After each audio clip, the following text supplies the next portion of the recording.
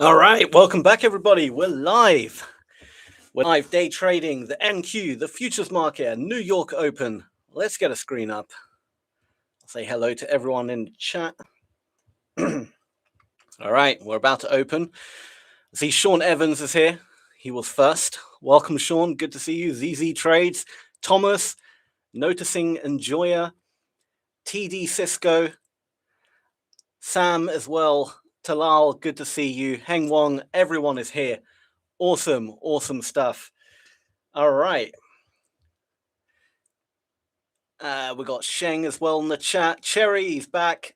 Another Sam. Bonjour to you. And Con, of course. And we've just opened with some serious anger from the sellers. Let's bump this up. We'll make it 24. Peter, Benjamin, TR, good to see you all. I hope you all having a great day. I'm just going to try get a little... Leave me alone, Lenovo. Why are you trying to sell me stuff? New battery equals stay charged longer. No, I'm okay. I don't need a new battery. I didn't know that it can push adverts onto your... All right, fair enough. I mean, at least I don't abuse it. But that's the first time I've seen that pop up. Maybe I need a new battery, apparently. Who knows? Nice haircut. Thank you, Niche Taled. I'm glad you noticed. Got it done yesterday. Anatoly, good to see you. Benjamin, same zone as yesterday. I'm up $67 for now. Excellent stuff, Benjamin. I'm really glad to hear that. I'm just going to pop to the 15 minutes. We still have that zone in play, which we just kind of broke through. There's not many zones really available. We've got these. That's pretty much exactly the same, so there's no point really drawing that one out. To be fair, we don't actually need this push up anymore, really. I don't think that's... So this volume profile, I don't think I need that anymore. The buyers really kind of failed. I only need to really concentrate on the sellers here. And we're just going to update those zones ever so slightly, get them, perfect. I mean, there wasn't really a major change in them, but nonetheless, good to kind of update the chart. I'll get rid of that. And there's a tiny little zone right there. And there's another one there, if we ever get there. I really want it to come to this zone, though. That's just beautiful, that one. So let's have a look. Luca, good to see you. Dynax, welcome. Hello, everybody. Hello, Peter. Let's make some dinero. Exactly. Let's do it. Yo, Sammy, does this strategy work in Forex? The volume profile stuff? Absolutely. Yeah, volume profile one definitely works for Forex. Footprint, unfortunately not. Talal, hi, Sammy. There's a red folder news event in about 30 minutes as a high volatility scalper. Do you think it's better to trade now or wait until after the release? I mean, look, if there's a setup now, I'll more than happy take it. But, 5 minutes before high volatility news, generally, I forgot which news it is. I had it on my calendar a minute ago. Let me have a look. ISM Services PI. Okay. Yeah, it's not, still, I wouldn't want to trade it. It's not like the biggest thing in the world, but nonetheless, I probably don't want to trade it. So I would happily take a trade like now if there was a trade, obviously. But a few minutes before, you want to get out that market, because what you're going to see, generally speaking, on high volatility news, everyone is just exiting. A few minutes before, you get this rush of everyone trying to get out the market. It goes a bit like the footprint is very hard to read. You just got to remember then everyone's exiting, and you just don't know what's going to happen, right? So, Delante West, hi Sammy. You have any tips at been on a losing streak? I was $300 from passing and I lost more than $1,500. That's a tough one, man. But this happens very commonly when you get so close to passing. Believe it or not, this happened. Who was it? I can't remember who it was now, but nonetheless, they were literally, like, I'm not joking, they were $50 or something away from passing. And the passing rate was like $3,000 was the profit target. They were $50 away. And somehow, and you would never think that's possible, but it did happen. They blew the account, man. Because, you know, I shouldn't laugh because it can happen to all of us, right? But the reason it happened to them is because they thought, $50, no big deal. I can make $50. It's like next to nothing. And they just entered a random trade, pretty much trying to squeeze out $50. That happened to be a bad trade. And then they, you know, just made it worse from there. And before you know it, they lost more than the maximum allowed. So I think usually we see that, you know, you see it in prop firms a lot, especially on like 2-phase challenge accounts. People will pass phase 1 pretty comfortably. They get close to phase 2 and passing it, and then they somehow like they try rush that those last few steps. They try and rush, and then it will, you know, sometimes, yeah. But I mean, a losing streak. Look, every trader, I can't think of a single trader who's never had a losing streak. We always get them, right? And usually, yes, our emotions are to blame for a certain degree, but sometimes the market is just shit. I can't put it. You know, it's just shit, the market, and you are trying to force trades a little bit. This could be a potential. Give me 2 seconds here. This could be a potential trade.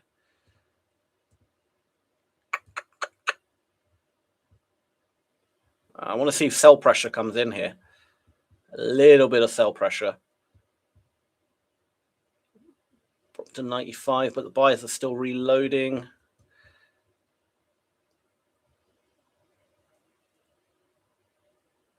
There's a little bit of sell pressure. Look at this. Nah, it's not enough. We're not really. Nah, we're breaking through. It wasn't there.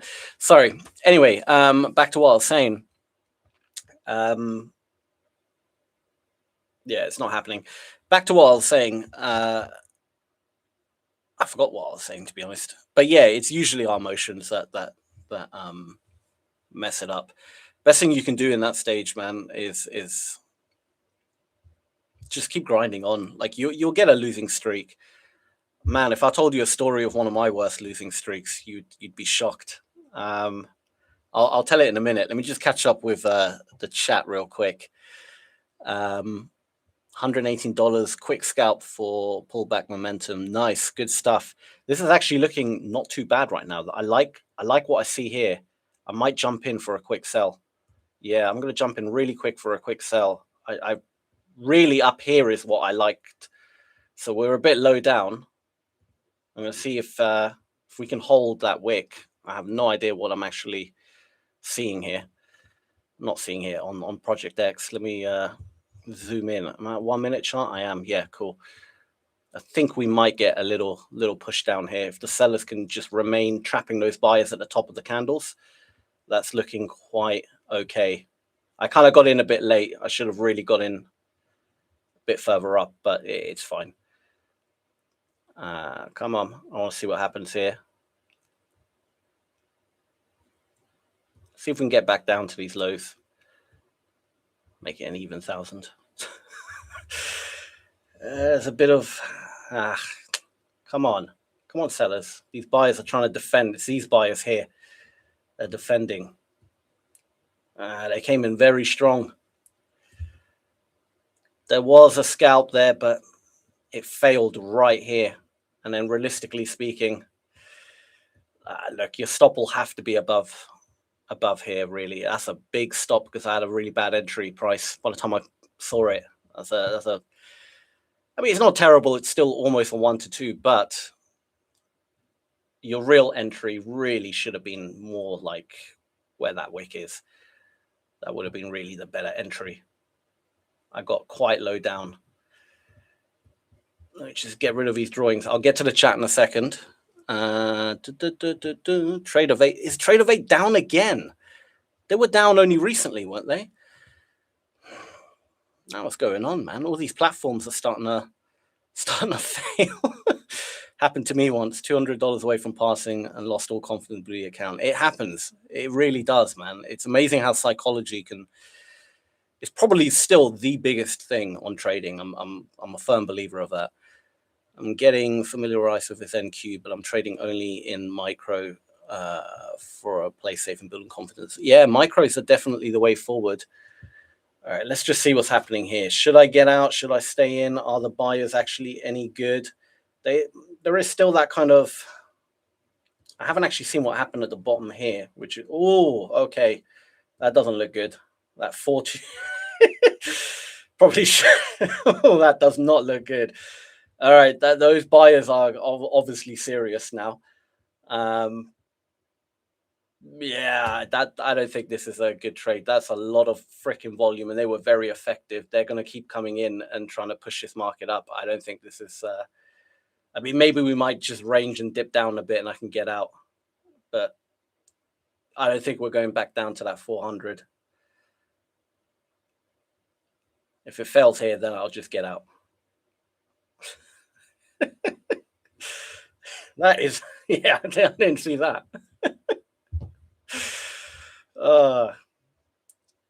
Come on, just dip down a little bit. Give me something, I'll get out. I don't like that. Yeah, it's not too bad, actually. We just broke through a little bit. Come on, give me a little, give me something. A little push. That's all. Little push. There we go. A little push, bit more. Bit more. It's not going to go down all the way down to that. That 400 is going to be, these guys are going to defend like crazy. They put in way too much volume in one level.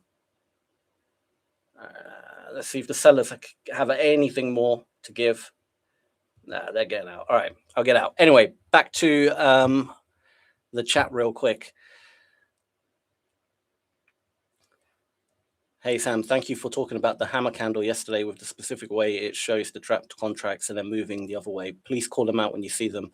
No problem, Peter, no problem. Yeah, that's a great little pattern, those hammer candles. Lovely pattern.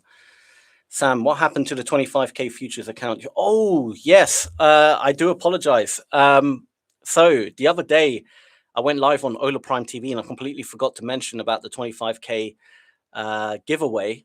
So let's do it. Let's do it in this one. Your $25,000 Ola Prime account will be given away at random to anyone who leaves messages in the chat, basically. So if you're talking in the chat, we'll pick someone at random. I'll ask someone from Ola Prime in the back end just to kind of, a raffle type thing. We'll pick one of you, and whoever it is, just will towards the end of the stream, we'll announce who it is, and then you win a $25,000 challenge account. All right, let's do that. Yes, I was caught in the chop and made it worse. I don't want to blow the account. Yeah, just keep trucking on, man. Look, if it blows, it's not the end of the world, but keep trucking on. You'll be, as long as you stick to your rules. If you lose and blow the account while sticking to your rules, then it's no big deal, right? That's the main thing. Do you know what I mean? If you stick to the rules and kind of remain disciplined and you lose money, all right, that's just, how it is. That's trading. But you can recover from that because it wasn't your fault. Do you know what I mean? You executed it correctly. It's just, it wasn't favorable market conditions for your strategy, and that happens, Anatoly, how do you think is the best way to proceed with 50K prop account? 2-3 contracts in MQ? Yeah, definitely. 2-3 on MQ. MES obviously doesn't move as much, so you could probably bump that up a little bit more, but 4, 5, 6 kind of maximum, and you can kind of scale in. If you see something, with multiple confluences, don't be afraid to put a bit more in, but kind of stick it, nothing more than like 3 micros, I'd say, for a 50K account, in my opinion. Done with profit, booked. Excellent stuff. Omar, I had can't say that. 250 accounts copied. 15K was passing and it hit 1480, and after that I blow that. It happens, man. It happens. Maybe going sideways until data release. Yeah, I wouldn't be surprised if it just kind of chops about until the news. Gives us time to catch up with the chat. Good morning, Sammy.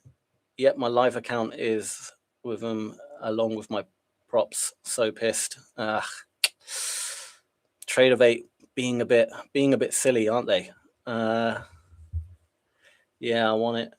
Cool. So I'm assuming that's the account. Please give it to me. I need the account dearly. Don't worry. Like, one of you will win it. I guarantee you that by the end of this stream. Mate, please help me with the zone marking when I mark it gets messy. Okay, I'll get to that in a minute. I'll do the zone marking again. I just want to catch up with all the chats, and then we can properly do this. Hope the luck will be on my side. Ali Hassan, hey, I've been seeing your analysis have really helped me not just jump into trades blind, even with just a footprint chart. I've been keeping an eye on the orders, on my points of interest. Good stuff, Ali Hassan. Really glad to hear that. Good morning, Sam. Sam, good morning to you. I play micro accounts too. Micro's the way, man. Anatoly, thank you. Thank you, Sammy. Thank you so much for these sessions. I learned so much. Do you trade ranging markets? Occasionally I do. If the market's like a really clean range and I have like a session on the session CVD, like this is not really a clean range. It's not bad, but it's a little bit meh. But say like on the session volume profile, let me just move this real quick to the side a bit. So we're at negative, the start of the range, negative 3,800. We're currently about negative 3,000. So there's been 800 extra buyers that came into that range, meaning and we've just gone sideways, meaning sellers are generally more efficient in this market right this second. So if we go to the top of the range and it's a very clean range again, I wouldn't be opposed to short it back to the bottom of the range. Does that make sense? If there's a big kind of divergence in it, in efficiency, or then I wouldn't be opposed to doing it. But generally speaking, it's not my favorite thing to do, but absolutely valid way to trade, man. Range trading, whether it's ranging, trending, the strategies for both, you can absolutely do it. If that would have been a 427 sellers at the low, would you have felt bullish? So regardless whether it was sellers or buyers, right? I would have been slightly worried, because if it was sellers, it would mean sellers are trapped and there was big absorption from the buy side, hence why it couldn't go any lower. But because it was buyers, that means some buyers are very aggressive and they're going to want to try and push this market up. So either way, I don't like it. Do you know what I mean? For right away for a sell. But it does seem that the sellers are kind of, we're trapped in a bit of a range, and we got news coming out, so I can't imagine much is going to happen right this second. So,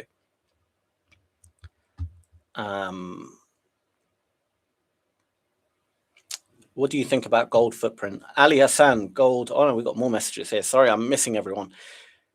I saw that from Mikey. 25K Ola Prime Futures account giveaway. The trader with the highest engagement score in the chat wins. So keep talking, interacting, and stay active. Okay, there we go. That's a team member of Ola Prime there. Those are the rules. The most active person, I guess, will be picked as a winner. The most with the highest engagement score. I think I can see the engagement score here. Yeah. All right, cool. That's the rules then for the giveaway. Gold footprint charts are decent, but you got to remember what you see in the footprint chart on gold is a sliver of the total gold market, because you're only looking at gold futures, right? The gold market is gigantic. So imagine if the futures market is 30% of the total gold market. Let's just say that. I don't know what the real percentage is, but let's just say 30%. What you see on the footprint will be only 30% of what the whole market is. Do you know what I mean? So certain things are not going to correlate. And that's why the gold footprint is not as good as something like the NQ or the ES, which is pretty much the majority of, like, the futures market of NQ, ES, pretty much for the most part dictate the price. Yes, individual stock buying, someone right now massively short Apple or something, that's going to affect the NQ obviously, and the S&P as well. But the futures market, day-to-day kind of little movements here and there, pretty much rule the price of the stocks. Of the NQ and ES. So what you're seeing on this data is the most precise data essentially. But the volume profile, absolutely. That works on gold, that works on Forex, that works on pretty much any instrument, because it's more a measurement of time than volume. All right. Monday, I'm down for 500. Tuesday broke even, and now I'm up $100. Just learn to go away from the charts and avoid revenge trading. I'm not perfect, but that's it. Revenge trading kills your account. definitely kills your account. Would you say that 1443 candle is one of those hammer candle trappers? 1443, let's have a look. Yes, that is one of them. Well spotted, Peter. Really well spotted. So this is, again, it kind of worked out here, right? As I said in yesterday's live stream, that candlestick pattern on the footprint is beautiful. It's basically a hammer candle, bigger wick for a bearish one, big wick closed quite, bearish, and you got all the at the top, and you want to see some decent buy volume. We've got that 175 there, which is decent, and then all the sell volume is stacked at the bottom.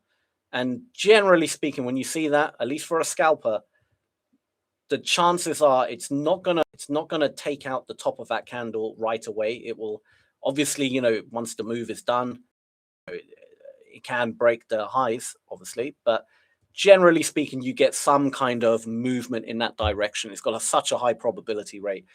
So you can have a very, you can enter pretty much at the close of the candle, put your stop right above the wick. And, since we're in a ranging, the bottom of the range, right, it'll be a 1-to-1 in the, if you do want that extension, maybe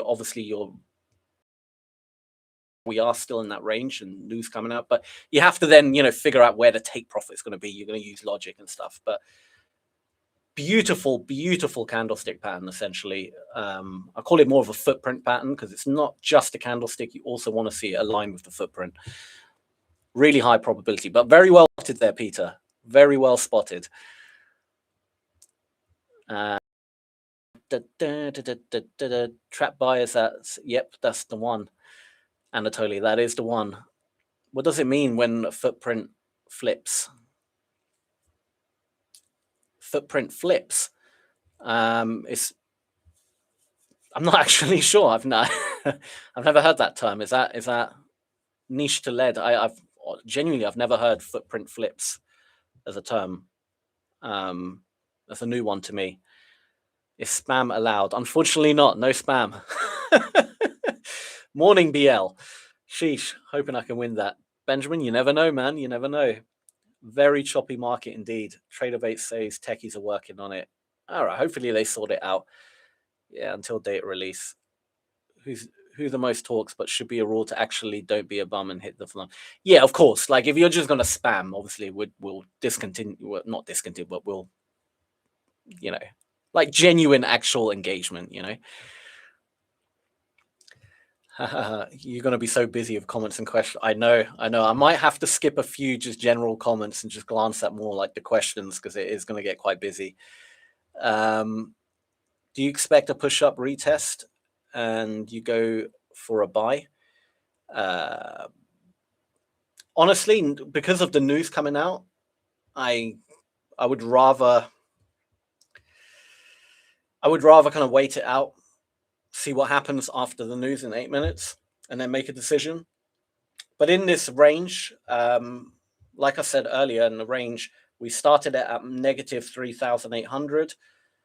Like near the kind of end of the range, we were negative 2,900. So almost an extra 1,000 buyers came in, couldn't push it up. Therefore, I'm more aligned with the sellers still. Despite the fact that there was a bunch of heavy buying there, I don't think they're going to really hold it too well anymore. I'm kind of losing faith in these guys.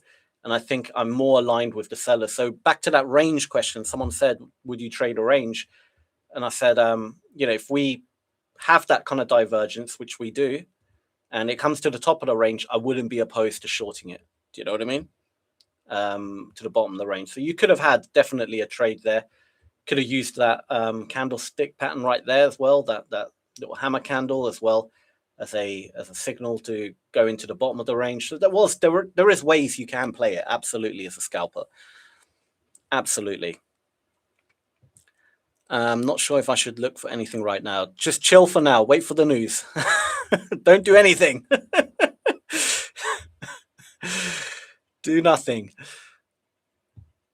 I lost the 10K challenge last week. That's what happens when you forget stop loss. Oh, mate, Kevin, I forget the stop loss occasionally as well. I'm always like, I'll just hit flatten. And then sometimes, I think it was yesterday's stream, Market just boom, one candle, and I got a much bigger loss than I should have had because I didn't set the damn stop loss. Still happens to me, man. Like sometimes when I enter, you know, I'm kind of looking at the footprint. I forget to set the damn stop sometimes. So I don't know. But you're absolutely right. You need to have a stop loss. It's dangerous otherwise. Movement should come after the news. I think so. Yeah. MES selling. Is there coming? Yeah, I heard it elsewhere. Sammy, I've got a question to ask you. Of course, I have an account in that broker, but it doesn't allow us to trade the CME. What do you think is best for CME? Do you start using it? Okay, so the CME, yeah, so that they're a CFD broker. That's why, right? I believe Ninja Trader have their own brokerage as well, and it's a futures brokerage, so you could use them. Obviously, you could use a prop firm, but if you want to do cash account, basically any futures broker, they're all regulated. They kind of have to be in the futures market. There's no kind of messing around with that. Will allow you to trade a CME. They're all very good. Your choice will come down to like how much they charge per commission on entry, exit, stuff like that. That you know you want to compare. But you're pretty much good to go with any of them. They're all very like because they're all very highly regulated. Like there's no messing around. They don't even touch your money. A futures broker, it goes to a financial clearing house. So the broker has whether you win or lose, they literally do not care, right? They're getting their commission. That's where they make their money. So yeah, these are the type of market people me blow accounts. Which footprint time frame should we see during news release? Doesn't really matter, man. News release, no point even trading it. 1 or 5 minute, any kind of time frame. I mean, I would never trade the news, so I just let it happen and then jump back in again. And yeah. Do you prefer higher win rate or higher risk reward? I generally prefer higher win rate. So I trade differently on my cash account. And usually when I'm on the lives, I would front run the Ola Prime account a bit and be like, if you want to front run, get in now. And then I would mention, okay, I'm actually in my cash account when I do enter. So I trade it differently. With the cash account, I'm way more cautious. I mean, it's like real money. You know, it's kind of, I have to be a bit more cautious with it. So I generally wait for confirmation. I don't really front run that much unless it looks really good. But yeah. So if we just look here, those buyers did try to defend. That is 427, but they defended all right, to be fair, but couldn't, and they're breaking out now. So yeah, I didn't think they would hold anymore after that big imbalance at the top here. That means a lot of sellers absorbed. Over 1,000 buyers. The sellers are serious. It is what it is. I'll tell them if they haven't liked the scream, they won't win the account. Sadly, we can't track who liked it and who didn't, so wouldn't work. But yeah, you gotta like the stream if you want to win that account. Wink, wink. NQ was somewhat ranging from yesterday, your time, from 8:30 to morning, and I found the range by using your method on yesterday's big downtrend. Is it also valid with your strategy? And I found the range by using your method on yesterday's big downtrend. What do you mean when you say you found the range by using? I'm not entirely sure what you mean. How long have you been trading for? I'm currently viewing your volume profile video from 8 days, and wow, thank you, Dr. Me. I've been trading about 15 years. About 15 years. Professionally and as a retail trader. So two different, and that was the story I was going to say actually. Earlier at the beginning of the stream, someone said, about losing streaks and stuff. When I got off the trading floor and started trading for myself as a retail trader, I had so many losses. Like I blew so much money when I became a retail trader. Not because I traded differently, not because all of a sudden, I didn't know how to trade, but it was all psychology, man. And then you had no risk manager, you had nothing like that. All of a sudden, you're by yourself on the PC. I came in very overconfident, right? And no one was there to kind of manage my risk. On the trading floor, you have a risk manager. Their job is to manage the firm's risk. And if you're, over trading, or you get emotional, or you're doing something, you're trying to full port or do anything stupid, it's not gonna fly. Like, it doesn't happen. They'll stop you from doing it. Do you know what I mean? If you're trying to over trade and you've already lost a bit, they'll cut you off. So you have someone basically controlling your emotions for you. And it was relatively easy. You just got to focus on the execution, essentially. But as soon as I was, there's the news. As soon as I was on the by myself with none of that, I never learned how to manage my emotions. Essentially, the psychology, it was brand new to me, and boy, did I lose a lot. Like, I mean, I wish I could. Wish I could turn back time, but I had to learn it at some point, and I learned it as a retail trader, and so I know how important psychology is and managing your emotions. If you can't execute a strategy without letting those emotions come into play, then yeah, it's going to be tough. You were saying normally negative. Okay, so Mikey, yeah, it's only no. So if the session, if the cumulative volume delta is negative, doesn't mean it's bullish. It's the change, right? So like, if we take that little range, it matters, because think about it just in terms of pure efficiency, right? This market was just going sideways. Neither buyers or sellers were winning. It was dead sideways, right? So you would expect that buyers and sellers cancel each other out. So you'd expect there'll be roughly the same amount of buyers as there were sellers. That's why it's not going sideways. But that wasn't the case, right? In fact, during that range, because you can see what the cumulative volume delta was at the beginning of the range, it was negative 3,500. And, kind of halfway into the range, maybe around here, we were already at negative 2,500, right? Give or take. So you can calculate that in this time where we just went sideways, all that happened was an extra 1,000 buyers came in, right? But couldn't push the market up. Now, that would therefore mean sellers, because buyers and sellers were equal in terms of actual movement, but there was a lot more buy pressure that actually came in. Hence why sellers are more likely going to find it easier to push the market down than buyers are to push the market up. And that's how I use the cumulative volume delta in a range, right? It doesn't mean only if the cumulative volume delta is negative as a whole, that doesn't mean it's automatically a bullish or whatever. It's only about the efficiency, the difference, but like how it's changed, right? And if it doesn't make sense, it doesn't make sense. Now, if it remained flat around 3.8 all the way, then yeah, the range is down to, it's flat. Both sides are equally as good. Don't make a bet, really. It's you have no idea what's going to happen next. But my God, look at this sell-off.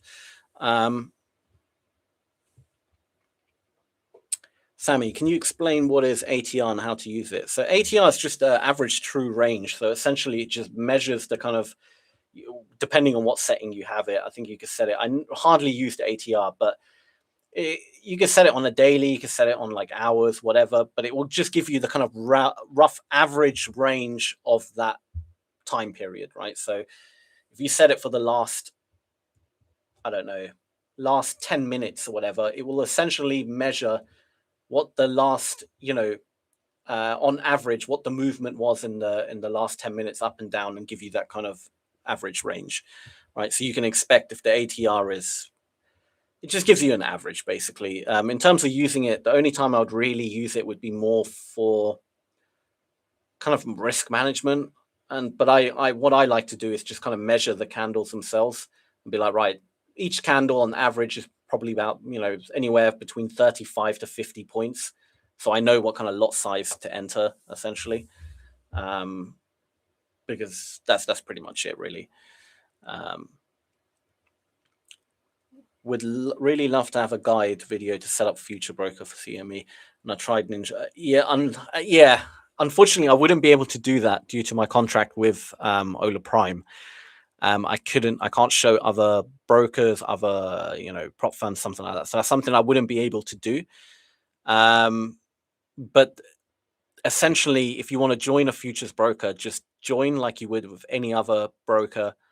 You have to go through the KYC, all that kind of stuff, all very self-explanatory. And then once they accept you, which they probably will, I can't imagine why they wouldn't.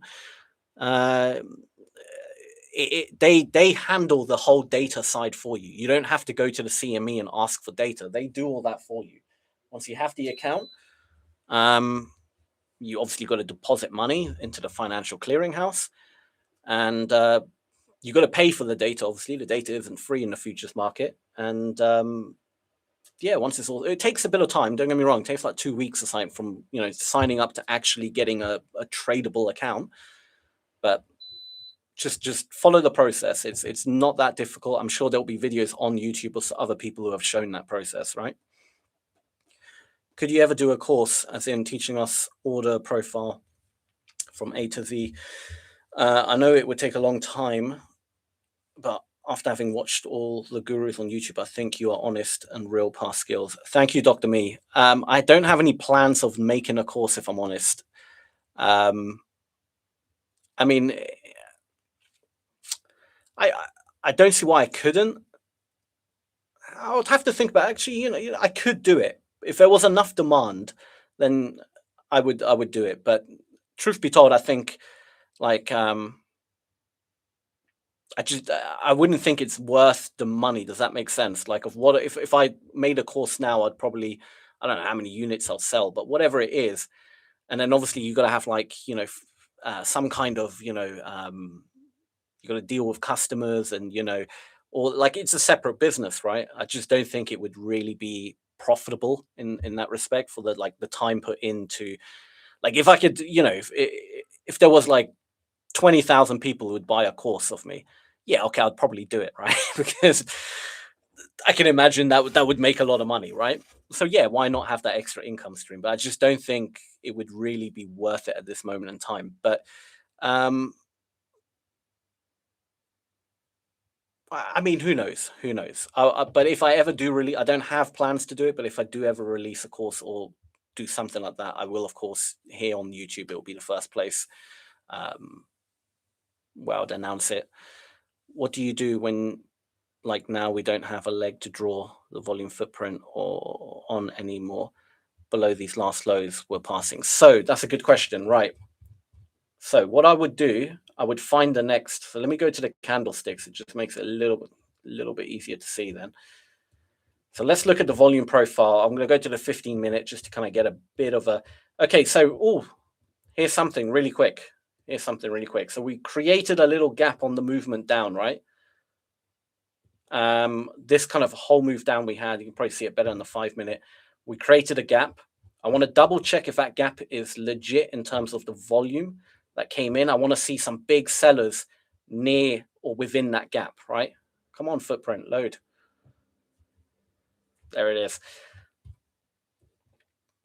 And yeah, we're getting a bit of, there's big sellers there. So I would say those were true aggressive sellers that came in who will probably want to defend the market. Now that we're in there, I want to see potentially for a short. I do want to check the bottom. There's a few sellers trapped. There was a lot of aggressive buyers that did come in, so they're probably going to remain aggressive. But let's see if they fail here, right? If the buyers fail to get it much higher, then there's potentially a short here. Okay. So I can already, load up potentially a trade. Now, if you were front running, you would enter now. Like front running, you'd say, look, the market's kind of stopped. There's a bit of sell pressure coming in. You could enter now and have your stop, just only a few points if you wanted to front run. But I'm not going to front run it here because I feel people, I've seen in comments before, people don't really like it when I front run, and I understand that. But okay, so if you were a front run, you would have got stopped out. But if you're waiting for confirmation, I'll show you if there is any confirmation. Maybe buyers will just take it and that they're going to beat these sellers, which could happen, you know. The gap is still in play. Let's just look at the volume. I think, to be fair, we kind of broke quite nicely and cleanly through. You saw the sellers come in, but they just failed. They tried to defend this area, but they just failed. The buyers were very aggressive. So it seems like a very kind of up-down type day. I still think sellers will come back in at some point. But what you can do as well, if you want like more precise areas for a scalper, is we look at the open, right? Since we've had a pretty decent move down on the open, I can do a quick volume profile from just the open and see if there's anything interesting in that area. Truth be told, there's nothing really that interesting. So that volume profile is kind of useless.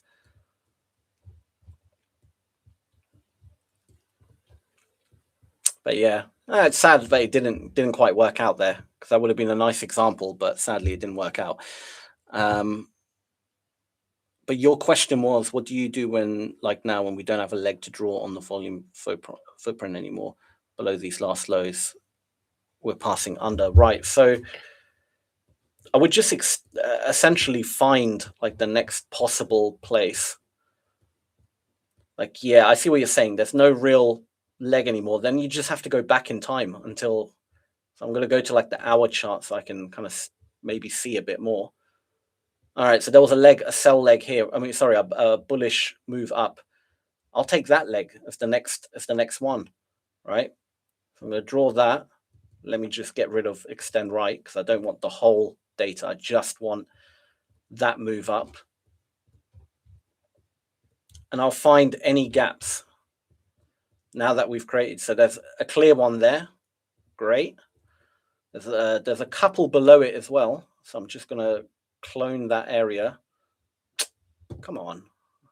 There it is. And there's a little one there. It's not as good, but it's nonetheless a little bit of a dip. And there's another one there. So those are the 3 zones left. And then we can kind of see what happened. Yeah, those would be the next zones I would potentially target then for buyings, right? If we just keep going down, that's the next area where I'm interested in. This little gap now has been well and truly filled. It's no longer anymore a gap. I can get rid of that. I don't know why I got this on my chart. I can get rid of that. I'm going to focus just on this leg, this downward leg. This whole volume profile from earlier, unless we start breaking above and start going up and up and up, only that will come into play really. So I'm going to kind of ignore this one for now until we get really high up. But for now, I'm just interested in this leg down. Okay. For kind of retracements, and the only real area now is left in play. Nearby it would be here. This has kind of been filled. And yeah, so I can get rid of that as well. They're all kind of being, I still think it will drop more. I think there's just a bit of a retracement. But that's pretty much, yeah, that's pretty much it. So yeah, we're not too far away from the next area. We could go back up to here potentially and then short it. So there's a bit of play here. All right.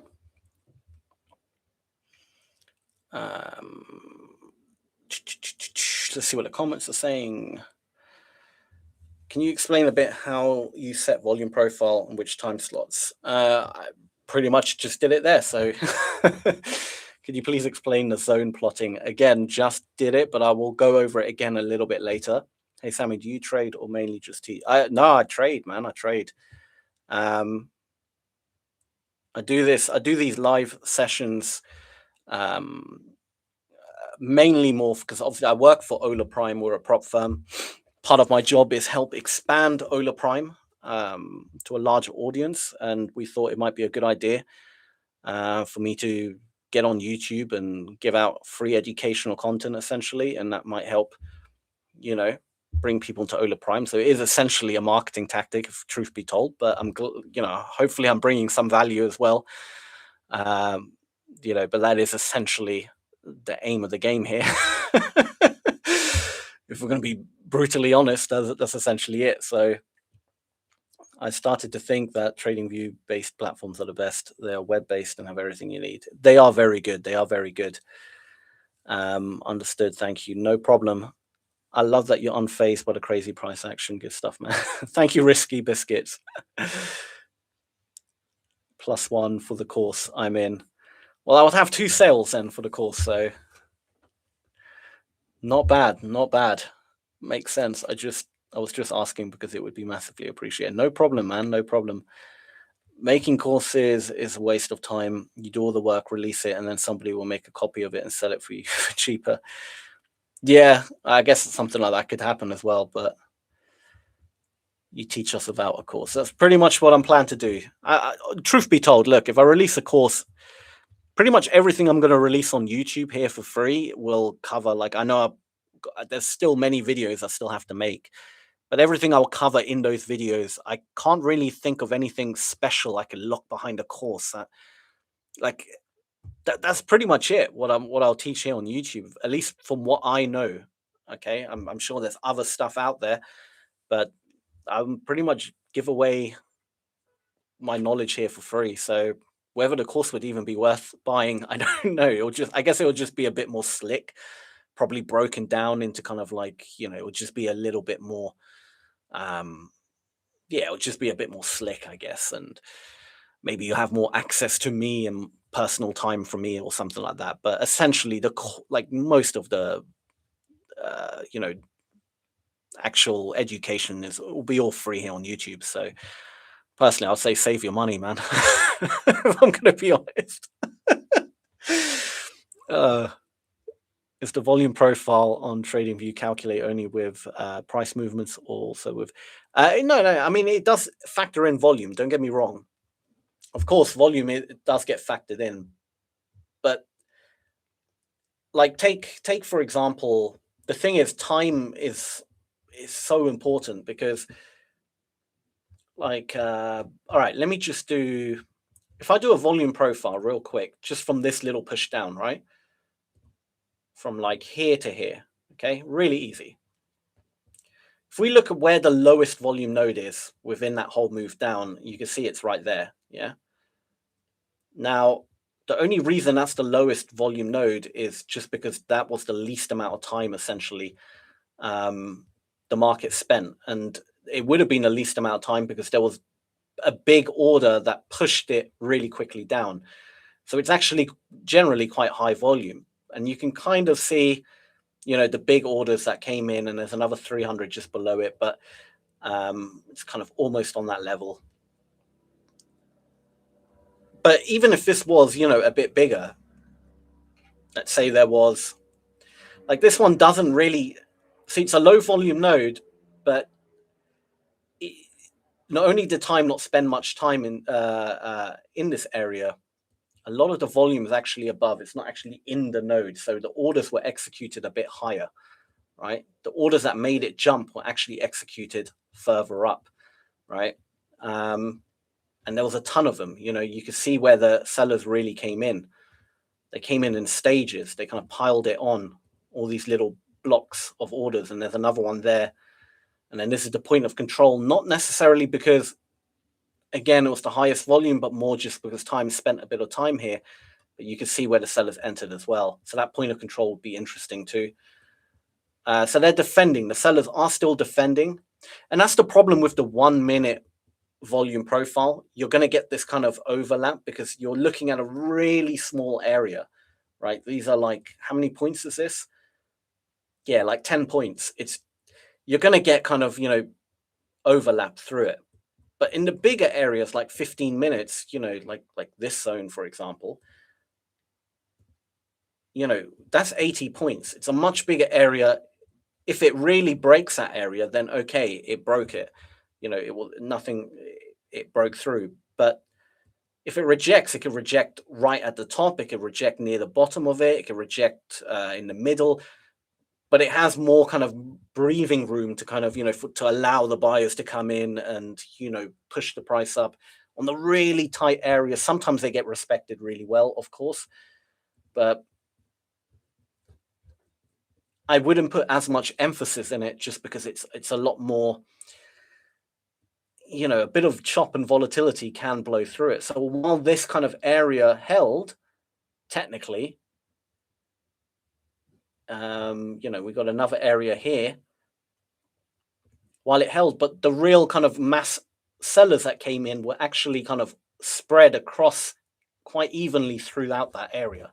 So really, price, if it's going to come back and retrace, prices could reject anywhere within that kind of whole area rather than just this little tiny zone here, because that's just one block of orders that the sellers put in at some point, right? There's another block of orders they put in here, and there's another block of orders they put in here. They're going to start defending anywhere in that kind of area as a whole, rather than just specific points, So I hope that kind of makes sense why the 1 minute can have it's not going to be as perfect as a bit bigger time zones, but bigger time zones will already have that kind of factored in because you're looking at a bigger area, right? So I hope that kind of makes sense. Look at those trap sellers on the hammer bar 1702. Let's have a look.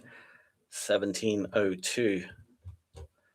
1702. I'm assuming your time zone. Oh yeah, look at that.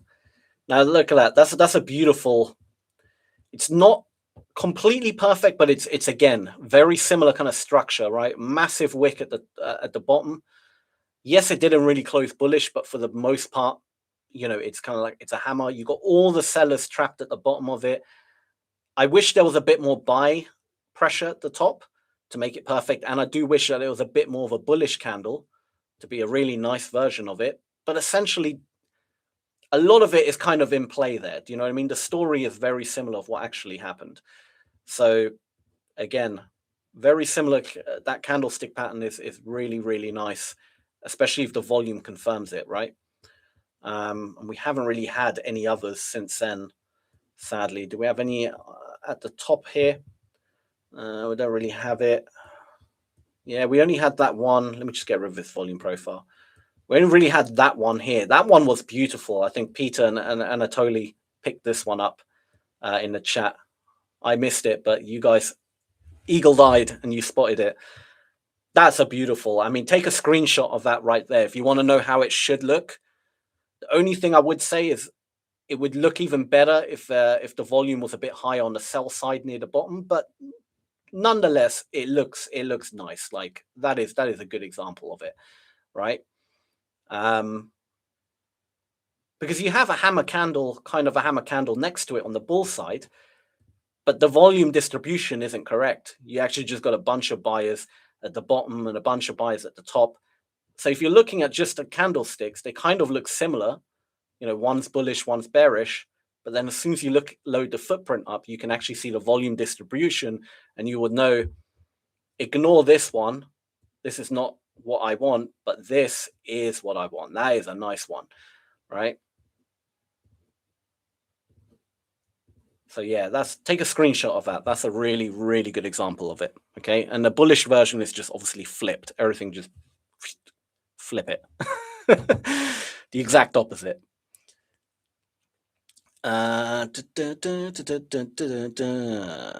Where are we? Have you taken any trade this week? Of course I've taken trades. I think I took a trade in this session, didn't I? Yeah, I did, but it wasn't a great one. But yeah, no, I have taken. I haven't taken actually really anything on my cash account. I think I took earlier on Monday. I think I took one, but I actually hit a loss on that trade, which was a bit annoying. But it's no big deal. But I've yet today actually to take a cash account trade. Lately, I've been taking them more later on as the market calms down. I've been finding little scalps, but because that open, it's been a bit hectic recently. So I'm quite happy to wait a little bit. Like my time, maybe like 6 p.m. my time, it's been quite nice.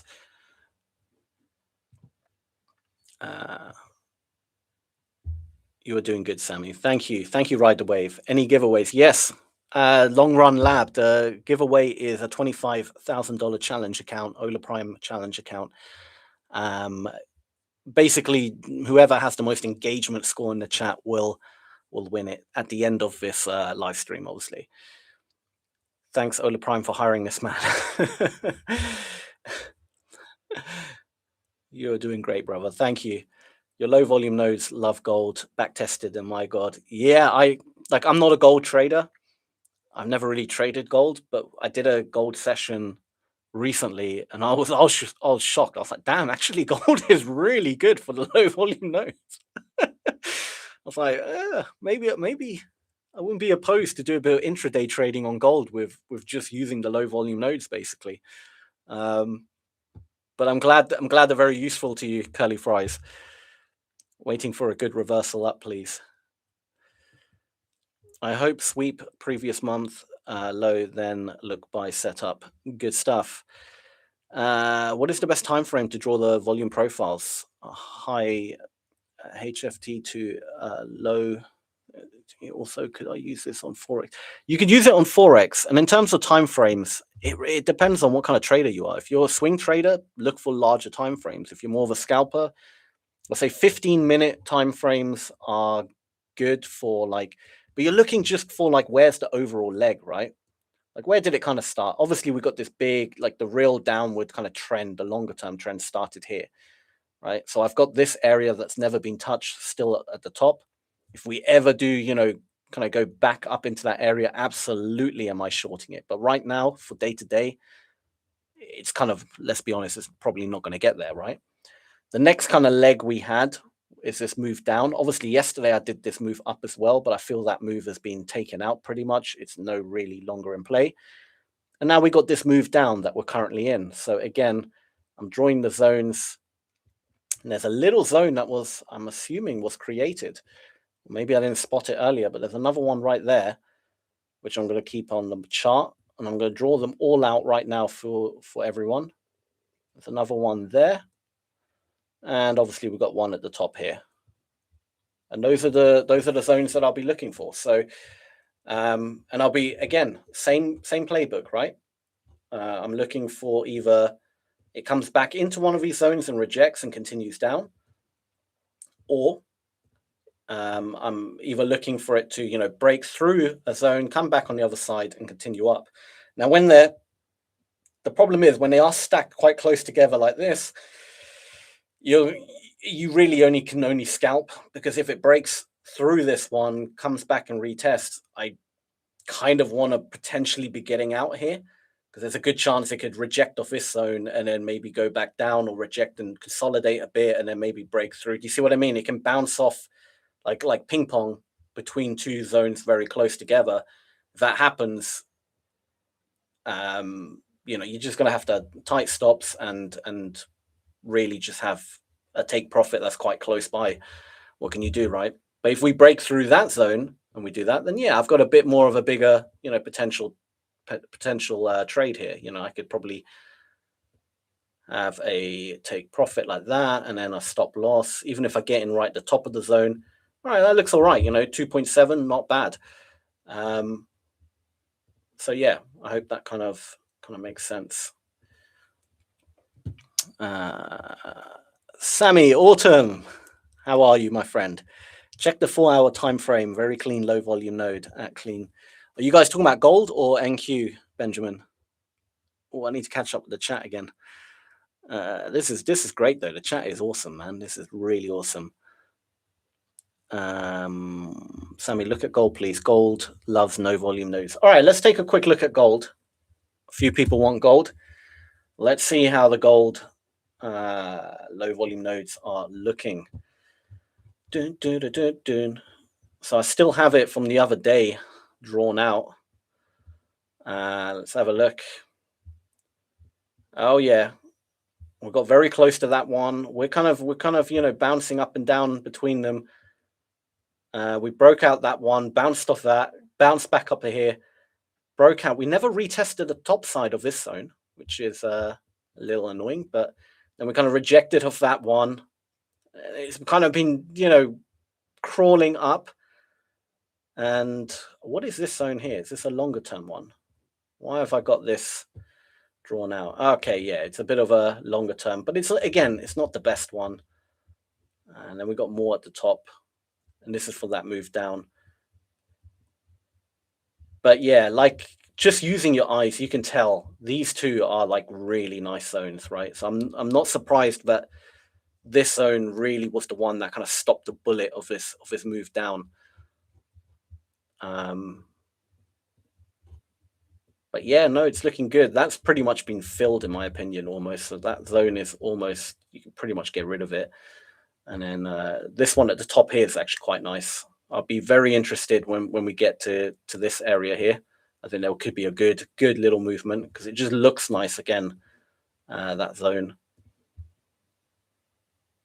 And we're technically come back into this one, so I wouldn't be surprised if a bit of bullish momentum could come in gold to potentially bring us up, because we're testing the other side of it.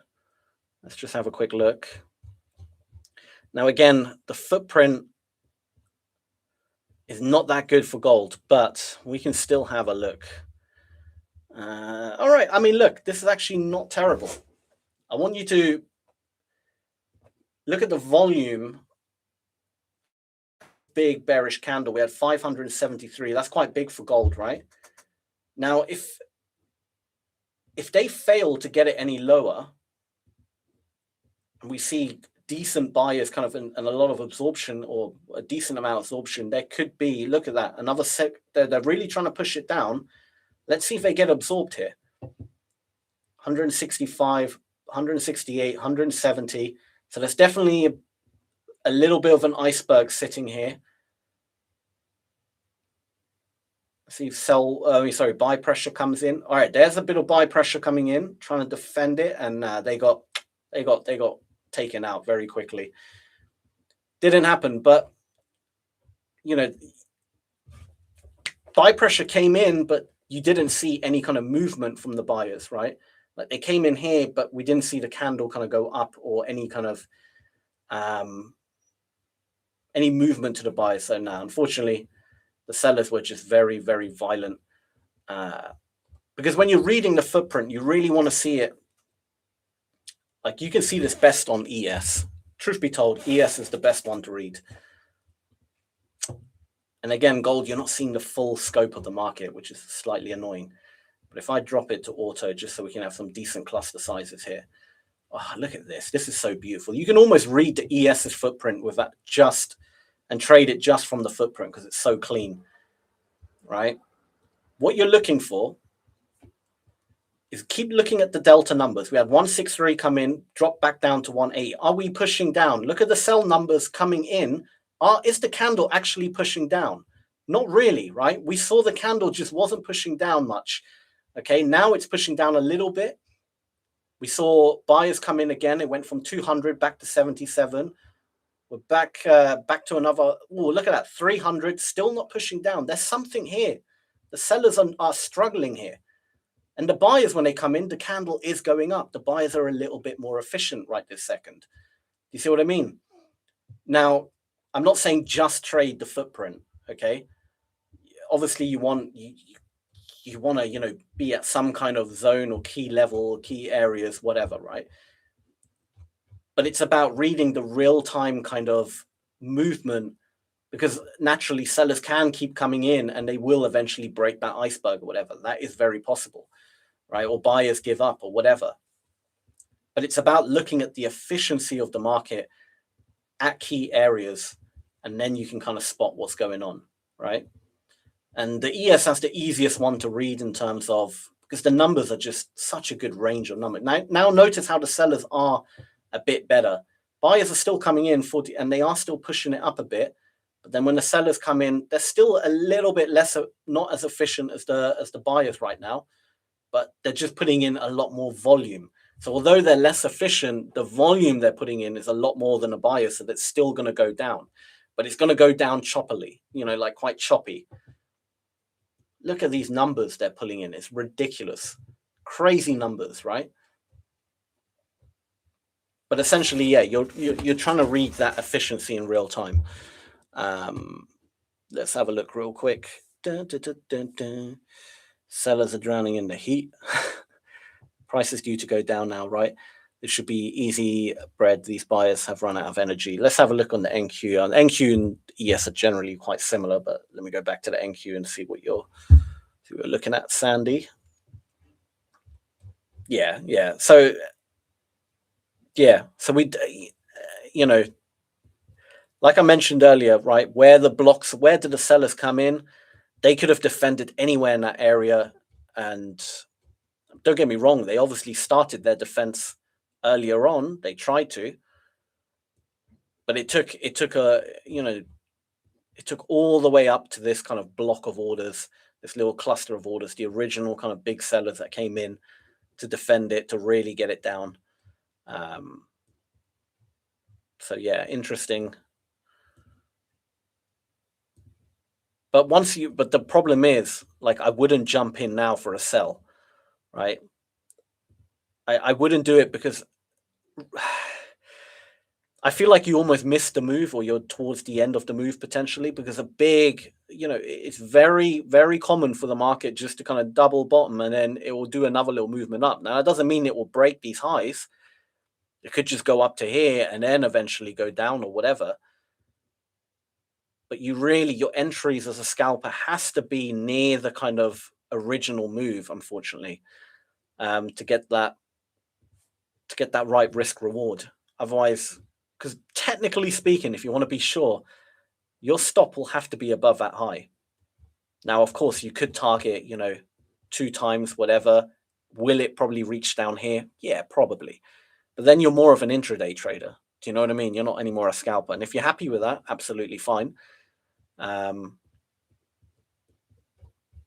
But yeah, scalping your entry, your price entry has to be really, really good to make scalping work, sadly.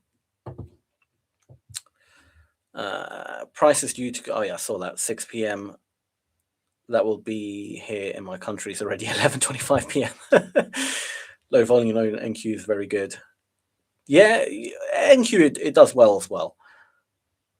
Have you been using your way to trade NQ daily? Have been using your way. Oh, great stuff. Glad to hear it. Ride the wave. When you're scalping, what are you experienced on when candle in line with volume closes above or below the zone? Would be interested, or you just do the dips? Wait, let me read that again. Sorry. When you are scalping, what are you experiencing? What is your experience on when candle in line with volume closes above or below the zone?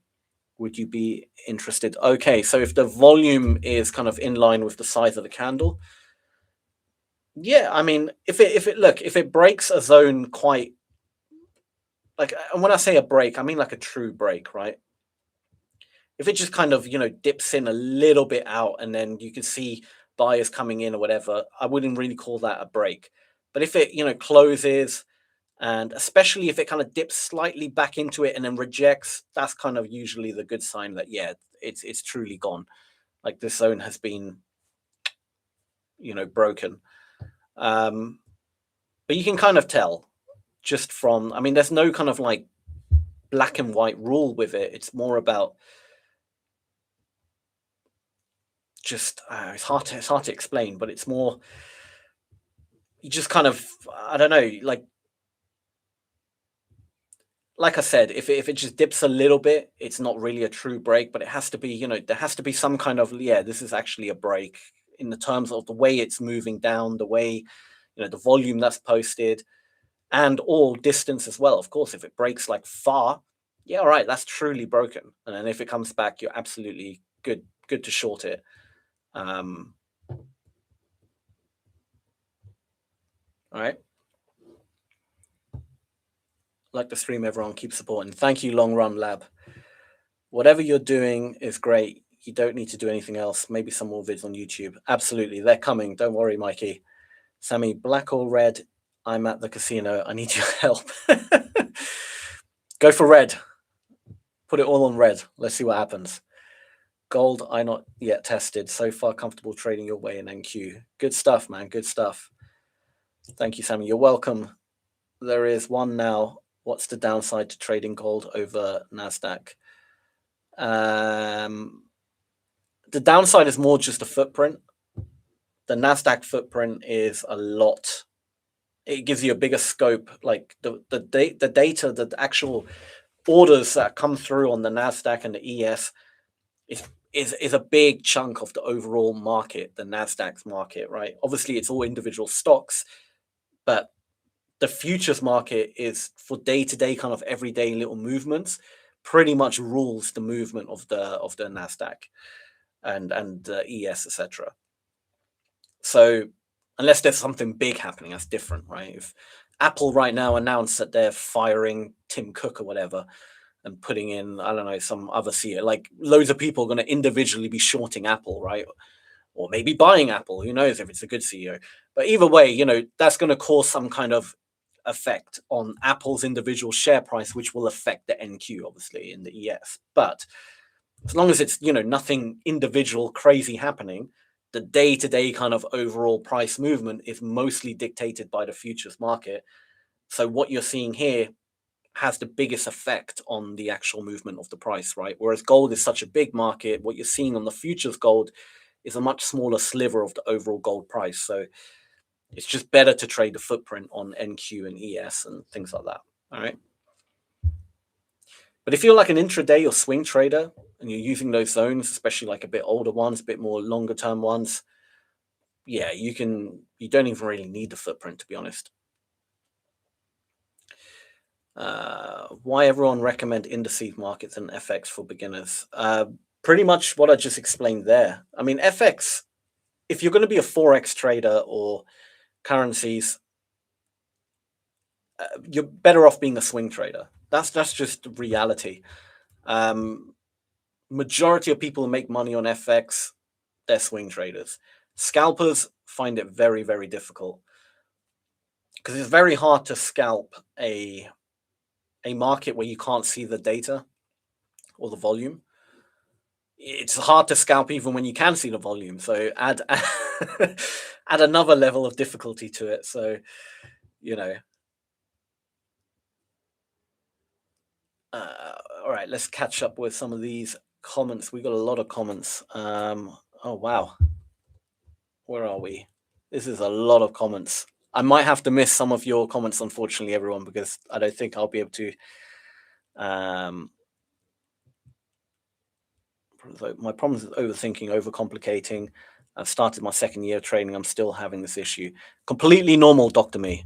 I mean, second year in and you're over trading, overthinking, overcomplicating, that's completely normal. But at least you know what the problem is and you can work on it. Being able to keep your trading simple and emotional is so important. Lower your size and get consistent first. Absolutely. Always lower the size. If you can trade a small size, your motions are not going to come into play. Like, for example, now obviously this is a demo account. This isn't real money. So naturally there will be no emotions. But if I enter one, like, I don't care, buy or sell, whatever, let's say sell on one micro, I really like if this was real money, it wouldn't really care. Even if it goes against me, because it's not a lot. But now if I full port this as a sell and go in, however many contracts as full port, okay, if that was real, I'll be a bit like, oh no, quickly get out. Do you know what I mean? I'll be a lot more. So low size matters massively. I mean, that would have worked out quite nicely just by sheer luck. But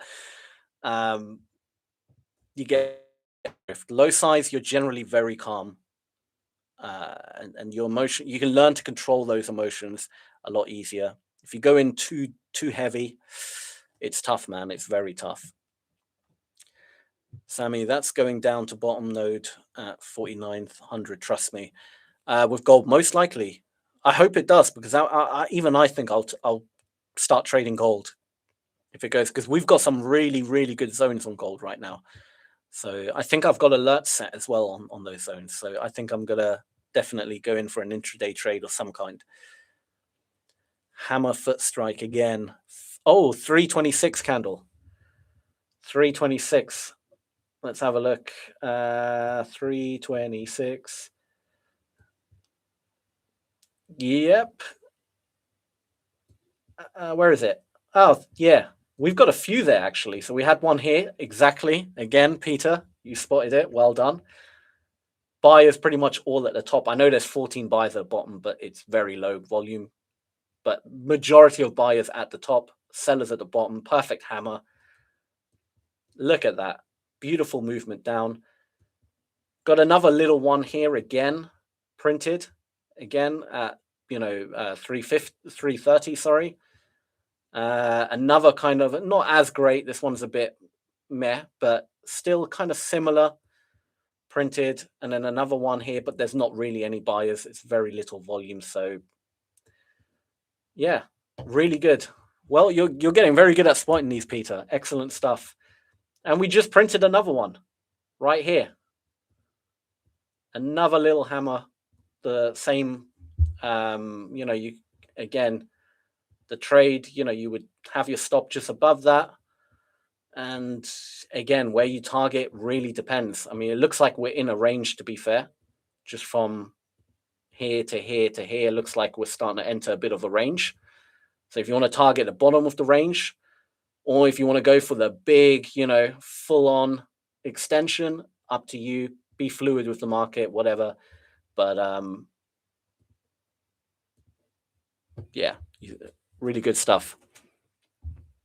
I'll do a proper video on them as well and show like statistical backtesting results on them, because I'm telling you, the win rate on them is freaking insane, man.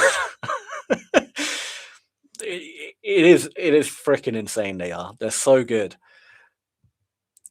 10:26 NY time had one of those hammer candles. Oh, you spotted it as well. There you go, Daniel. Well done, you spotted it. But yeah, these, like I said, these candles, man, they're freaking beautiful. They're so good. Sammy, why don't you start making your streams trading ES? I seem that most of us here are beginners, and I think I can absolutely switch over to ES if the viewers as a whole would rather me trade ES and NQ. I'm more than happy to do that. I only choose NQ because it's a bit more exciting, and I want to kind of give a bit of entertainment as well. I don't want people falling asleep in my streams, so that's why I kind of choose NQ. But if the mass majority say ES is great and you're happy doing ES, we can absolutely switch over to ES. That's not a problem. So do let me know. NQ should be below 2,500 soon. Daniel, the hammer on NQ at 10:26 NY time does seem to mean something. Price is going down. Yeah, that was the one back in the day. I'm so far behind these comments. So you haven't taken any trades today. I did take one earlier on, but I'm very much focused on these comments, to be honest. But people in the chat are taking trades, which is good. I did take one earlier on. You will have to look at the beginning of the stream, essentially. Hammer on the 1 minute chart. That is, yes. Everyone spotted that one. Really good stuff, man. Gold now, quickly check. Curly fries, you want me to check gold? Let's have a look. I don't know when you sent that message. I hope it wasn't like 20 minutes ago.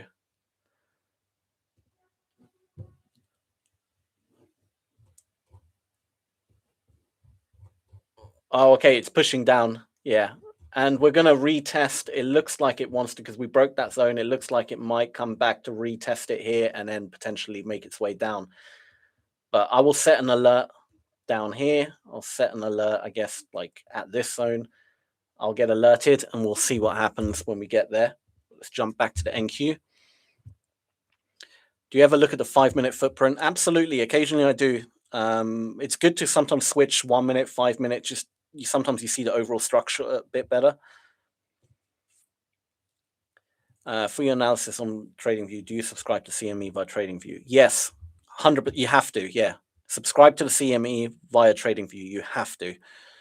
I'm going to fast forward a lot of these comments, sadly, because I don't think I'm going to. Otherwise, they'll keep coming in and I'll always be a bit behind. So I'm just going to look at some more important ones that seem a bit important. Let's get my way. Trump tweeted that he had a positive call with presidency about trade global issues. Oh, that should be a big one. should push the market up, but who knows? Can we see your P&L for today? You can, but it doesn't reflect what actually happened. Because I think I took a full port trade as an example of something. So, but I think my P&L before, I can't remember what it was, but it was like $100 or something dollars. But this is just a demo account. This is not even real at this moment in time. I'm still waiting for my live account from Ola Prime. I'm still waiting for Ninja Trader. Can we can call it Sam's Hammerfoot? I like it. If I code a strategy indicator, I'll send it to you. Please, Peter, if you can code that, please do send it to me. I'd love that. That'd be great. Sam, you got so many questions to answer. I wish he streams the whole day. I'd be dead if I streamed the whole day. But I'm here every day, so don't worry. There's plenty of times. So everyone was answering here. NQ, NQ, NQ, NQ, NQ. It seems like NQ is still the winner, but I will incorporate a bit of ES here and there, because I feel,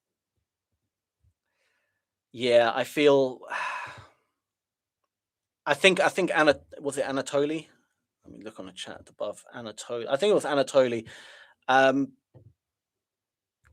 think you got a point there. Like the ES is a lot more easier to read, and I think a lot of people would benefit from seeing the ES basically being traded, but they're very similar. Right, let's go back into the charts a little bit. Let's see if we can get actually a few more trades in or something, if there's anything. Volume profile wise, we don't really have much, if I'm truthfully honest. This is kind of a very,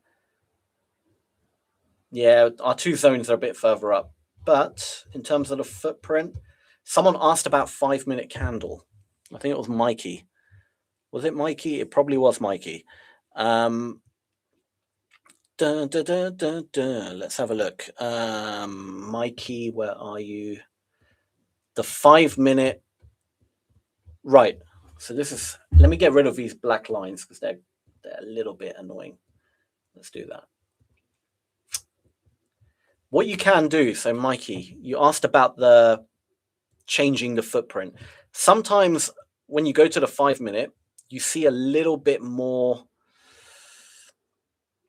you see a little bit more kind of structure, I guess you can put it in the footprint.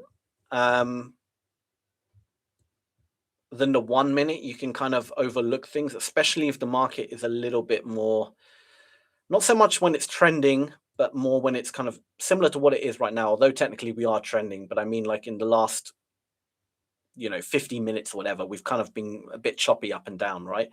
So you can kind of see just a bit more structure of what to expect, but you also, maybe the volume distribution will give you a bit more of a clean. So for example, that 490 there, right? Again, a bunch of buyers came in to really try and, they don't want to break this. They don't want the sellers to break it. Whereas on the 1 minute, it'll be a bit harder maybe to spot that. I mean, you can kind of spot it in the 1 minute, to be fair. There's 300 plus another 150. All right.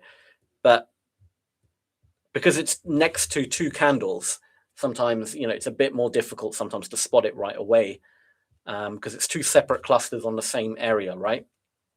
Whereas on the 5-minute, it just shows up as one cluster. So it's a little bit easier to spot.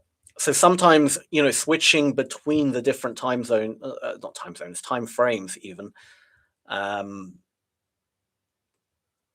is pretty decent. It can definitely help you, before Trump, even small global issues could base the market sharply, but now that major headlines happen almost daily. Talal, you're so true, so true. Got another ES vote from Sean, another NQ. Sam, would advise anyone to? I've never taken that course from Axia. Actually, they're not a broker or anything, so I can mention them. Axia Futures, yeah, I've never taken their course. I follow them though. They seem like they know what they're doing. I think they use ATAS, or I don't know which program they use. I forget which one it was. I think it's ATAS they use, but either way, they're legit guys.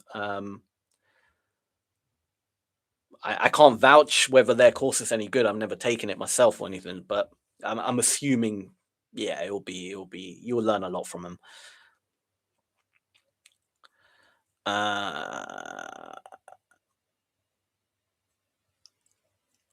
now, all right, we've got a bit of spam here. Let me just get rid of some of this spam. There we go.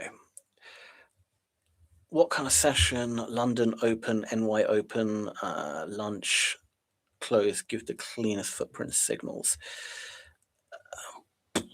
Generally, after NY open, the thing is about the NY open is sometimes it can take a couple of hours for the market to cool down, and then you get the cleanest signals. Other times it's quite close to the NY open, you get the cleanest signals, and then later on the market is just weird. So it's very hard to kind of predict, do you know what I mean, which time it is. So I would always say be at the NY open. If it's very choppy and it's very mad and chaotic, don't be afraid to walk away, come back in a few hours once it's calmed down. Nirav, yeah, Nirav is great. He's awesome. I haven't taken this course, but I know of him. I know him. He's awesome. He does Sierra charts.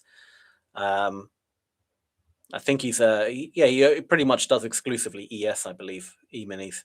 But he's awesome. He's really good stuff. But again, it's all very similar what they all do, what all the order flow traders do. He's very much more about using the volume profile in the daily session. Do you know what I mean?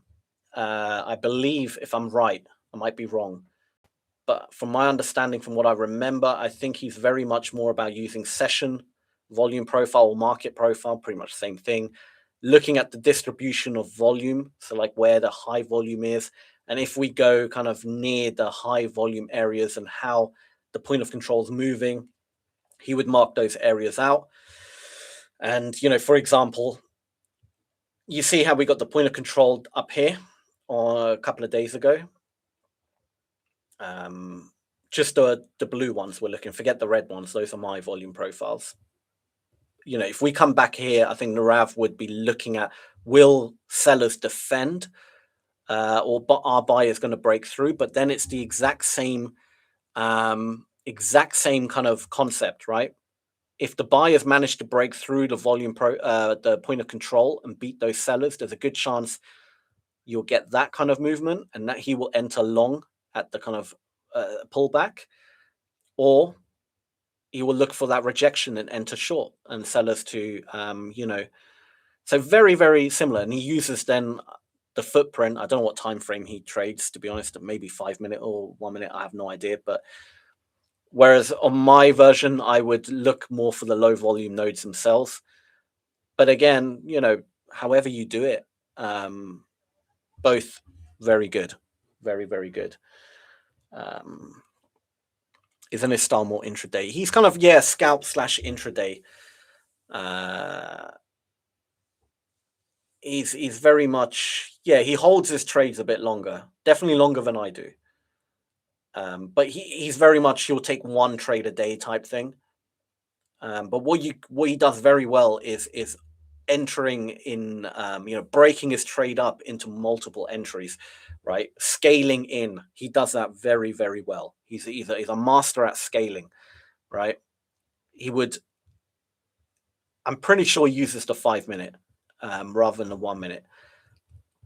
But he's very much at scaling. So for example, if he entered, short here, right, he would add another short position here, another one here, and he'll be able to kind of, scale in, trail a bit. And if it starts going against him, and he's also good, he takes partials, he takes away a few positions, a bit of his size at certain levels, and then he lets others ride. He's very good at that kind of managing his risk in real time, which is awesome. Far better than I am at that. I'm not that good at doing that, to be honest. I'm very much, I don't get me wrong, I do it, but I'm not as good as those guys when it comes to the whole scaling in part, to be honest. So if that's something you want to learn how to really perfect, definitely learn from them. They do it a lot better than I do. Hey, Sammy, Cruz Anthony, very good. How's it going? I think Fabio does that too. Yeah, most likely. He's a great trader as well. Absorption, real or overused term? 100% real. 100% real. But it does get used in the wrong context. Hell, even I use it in the wrong context many times. I call things absorption that technically isn't absorption, and I know I do that. But like real absorption is when the volume doesn't change. So, okay, that's real absorption. What we just saw there, that 224 is real absorption, right? Because what you're seeing here is the number, the actual number, 224. Now, if we go, let me go on a 1-minute chart. Maybe it's easier to spot, right? When it was there, now I didn't actually see what happened when we were there, but when it was there, if that number was, let's say, 100, negative 100, and they went to negative 150 and a negative 180 and a negative 200, but literally the candle was refusing to go down at all, and it closed at 250. So more sellers were coming in, but it just wasn't moving. That's true absorption. Now, if the number was negative 500 at one point, and then it jumped to negative 254, that's actually just a lot of buy aggression coming in to move the delta more in, that's essentially all you're seeing. So it's not true absorption, it's more aggression. But it's 100% a real thing, definitely. Can you judge the 341 NQ mini hammer? Okay, 341. Where are we? It's a lot further. Yeah, I would say that's good. So again, well spotted. Peter, you're becoming very good. So yes, there is a bit of a wick at the bottom here, which is slightly a bit like, you would like to see it close a bit more, bearish. But for the most part, the same rules apply, right? The majority of the buy volume is stuck at the top of the wick, the candle. We push down, and the majority of the sell volume is at the bottom, and it's got that hammer shape. And there's a decent amount of buyers. I would like to see the buyers a bit higher up, truth be told.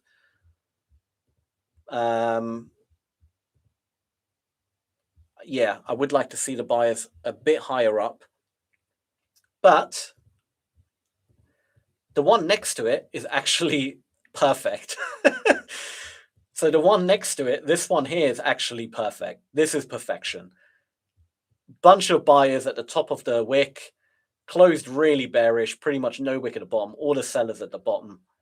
That is the one right there. That's perfect.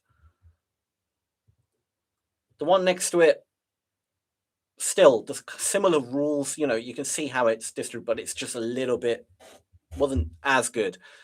But that's a really, really nice one right there. Okay. And again, we just had another one 2 minutes ago. Look at it. Again, Peter, I'm sure you probably spotted this one. We could have spotted that in real time, but I moved the chart over and didn't see it. But again, look at that. This one's a really nice example. Again, all the buy volume at the top, got the hammer shape, closed really bearish, all the sell volume at the bottom. Beautiful. Beautiful. That was the candle. But like I said, yesterday's stream when I was showing all this, the only downside to that kind of system is you have to literally sit and watch the footprint every minute close. You have to be there to see how it closed on every candle, because you might be waiting, an hour, and then the signal comes, and once you've missed it, maybe it might retest. You might be able to jump in, but once you've missed it, you've missed it. Like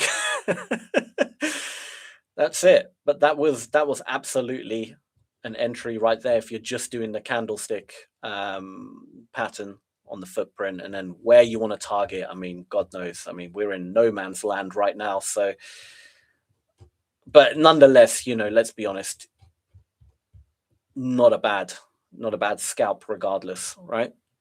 Well, I'm sure you found that. I'm sure you picked up on that one, Peter. You're very good at picking them now. Hammer at 11. Oh, Daniel, did you spot it? Yeah, you did. Daniel spotted it as well. Awesome stuff, man.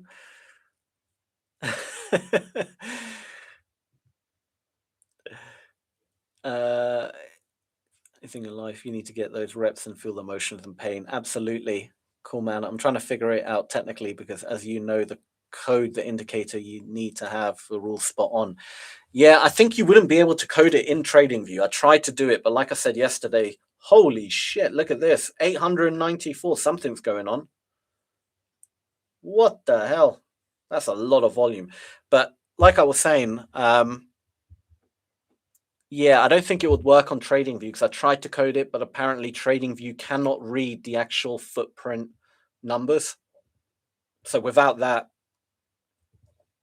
but I guess you could have a alert set or some sort of indicator that just showed you the candle, the raw candlestick shape, and then if that alert goes off, you can quickly look, see if the volume distribution is right, and then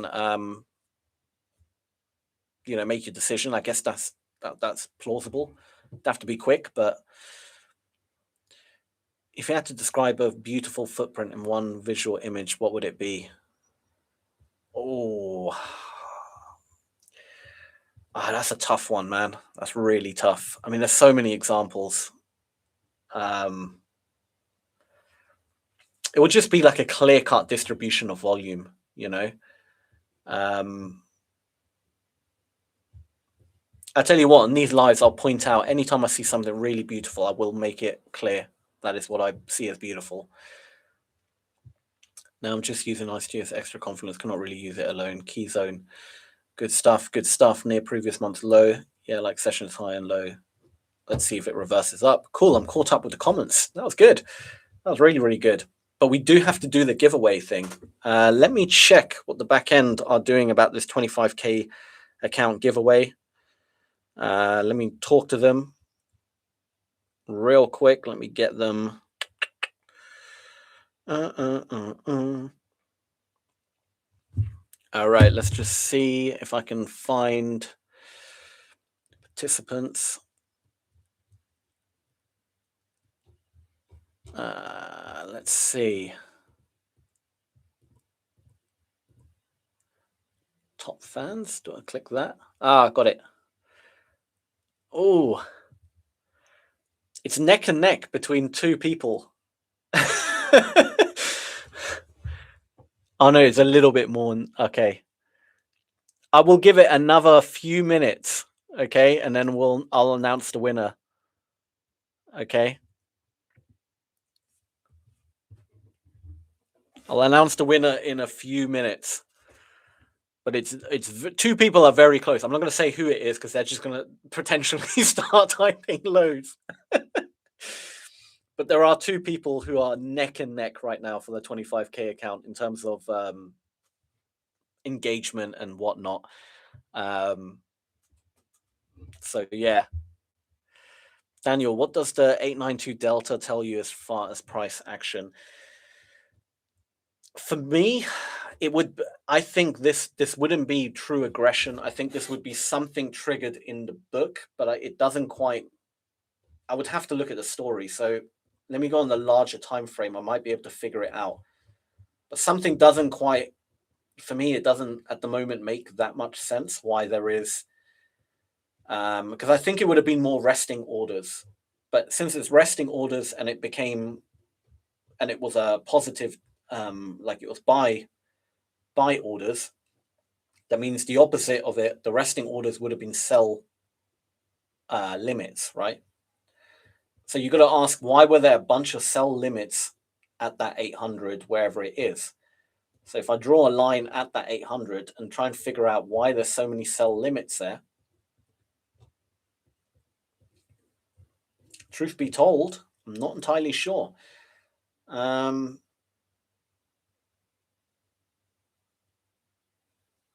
There's no reason why there'll be a bunch of sell limits there, because we're in a market. It makes no sense. So therefore, I don't believe it's resting orders because it doesn't make any logical sense why there's a bunch of sell limits.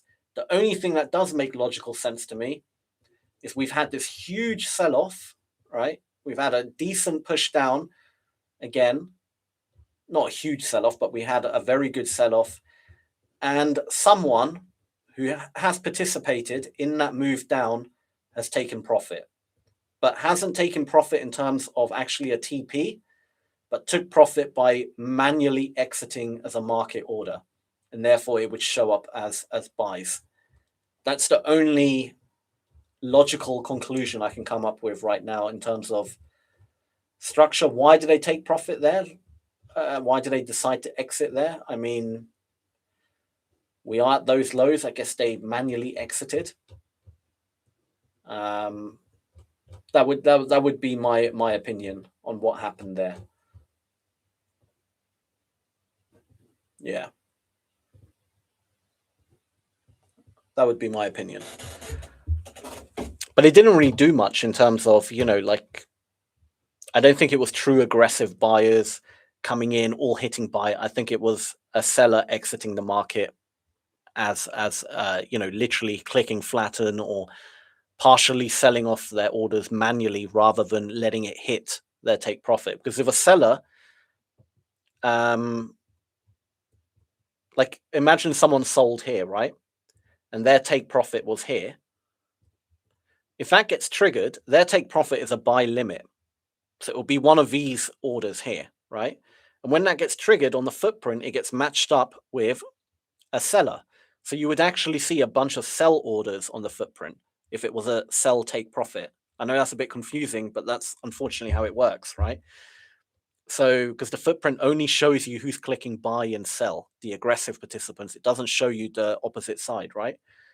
So you have to use logic, sadly, to figure out that if you see a bunch of big sellers come in, now if that was 892 sellers, 100% that would be someone's take profit got hit, right? But because it's aggressive buyers, the only other option would be, it could still be sellers taking profit, which I do think it is, but they exited manually as a market order, not as a take profit level. Does that make sense? Why they exited, I don't know. With near recent lows, maybe it's that. Maybe they were just happy. Maybe something spooked them. God knows, you know.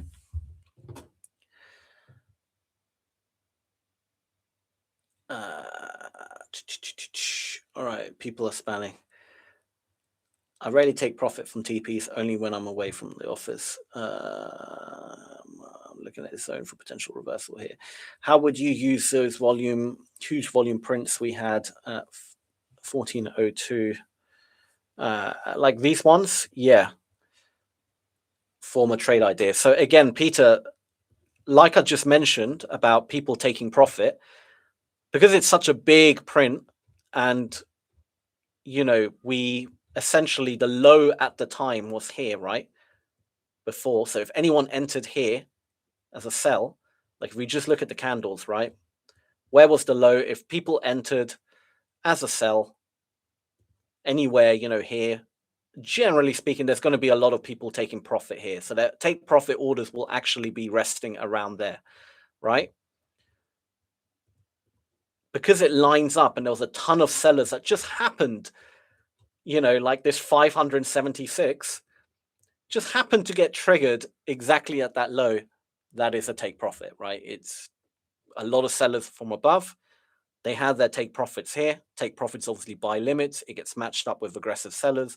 That's why it triggered a huge amount of sellers right at that low. It's sellers taking profit.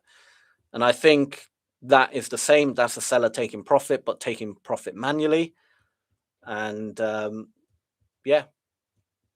So now there's sell pressure has been released from the market, right? There's not that many sellers anymore in that market because a lot of people have taken money out. It will give it a bit more room for if buyers were to come in truly aggressive like they did here, give it a little bit more room to actually potentially push the market up, right? Because those sellers are no longer trying to protect their position. A lot of sellers have exited the market. Don't get me wrong, there's still plenty of sellers who took orders, at the top here, whatever, probably still in the market. But a decent amount of people have actually exited the market as well. The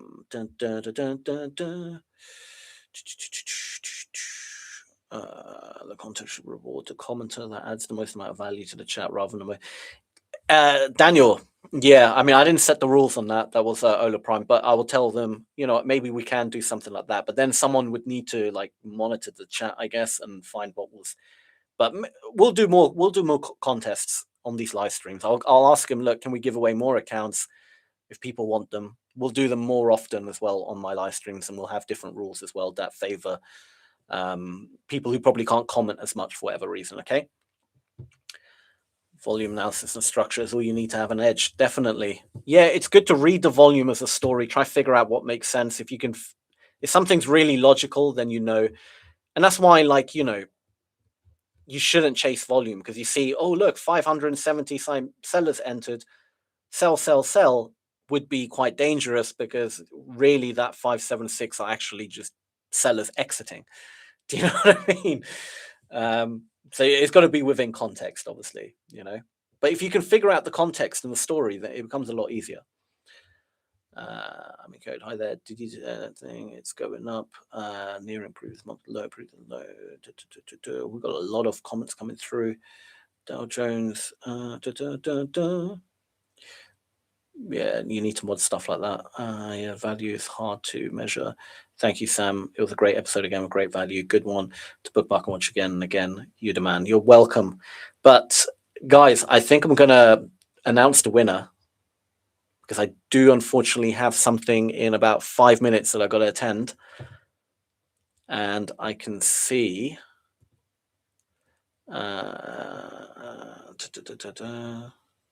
let me just get the team to confirm what I'm seeing. I'm going to announce the winner, so give me 2 seconds. Oh, come on. What's going on here? Load.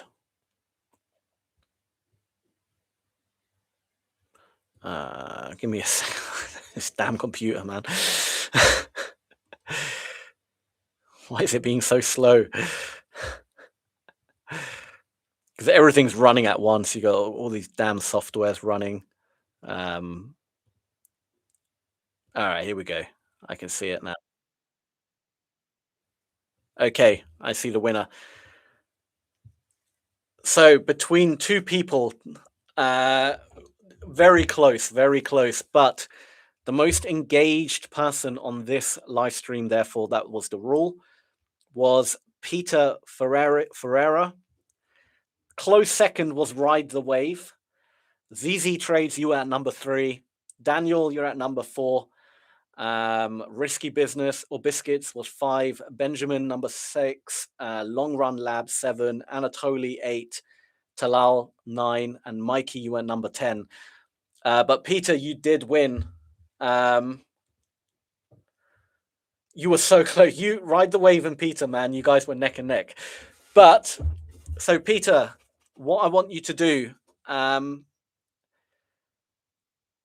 get in contact with me, either via Instagram or you can send me an email. All right, Sam at Ola Prime. I don't know if you have that. Let me know if you're able to get in contact with me. Just confirm that you can contact me. And then you can just message me and we'll get that set up. And we'll get the account sent to you.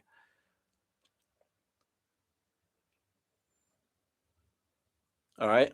And what we're going to do for future live streams, I'll talk to the guys at Ola Prime, and we'll do more of these because I think that's awesome. I think it's nice to give back. So definitely we'll do more, and we'll have different rules as well. And so one day it'll favor other people, other day it'll favor someone who's more engaged, whatever it is. So we'll figure out the kind of rules of the competition and stuff. I'll get in touch, man. Thank you. Awesome. Okay. But the value Sammy gave is much more. Thank you. Thank you, Ride the Wave. You were close second, man. So close. I wanted to kind of wait a bit to see if you guys would, there'll be like a clear winner. But yeah, you were still quite neck and neck. But guys, we're going to end the stream there. Again, congrats, Peter. I'll be looking out for your email or Instagram message or something, and yeah, we'll get that set up. But awesome stream. I'll be back again tomorrow. I'll see you all New York Open tomorrow, and we'll try do another giveaway as well. Thank you all. Much love. See you tomorrow.